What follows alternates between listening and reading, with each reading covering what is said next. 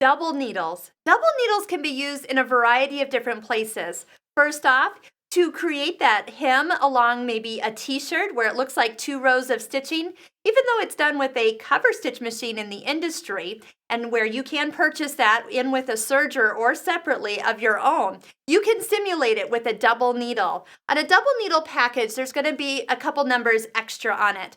First off, there's going to be a number that might say like 2.0, 3.0, and that's millimeters, how far apart the two needles are from each other. So depending on how wide you want that seam to be, look for the size of needles and how far apart. Then they also have different sizes too, so if you're working on something thicker, you can get a little bit heavier needle to go with these double needles. Pin tucks is another use for double needles. You can use a double needle with decorative stitches.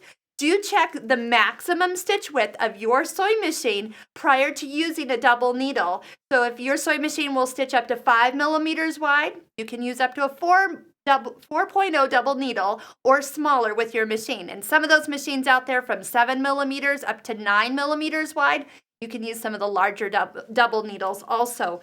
So with pin tucks, decorative stitches, and also machine quilting. Think about if you were free motion quilting with a double needle, it'll look like calligraphy and you can almost put two different colors in the needle and have more of a ribbon look along your quilt. It's pretty awesome. So try something new, a double needle in your machine.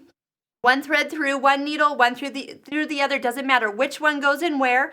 And some machines you might find you have a tension disc where you actually have two different discs and you can put one thread on one side, one on the other, and each thread will have its own tension. If you don't have that, just put one on top of the other and thread it through each needle. You're set to go.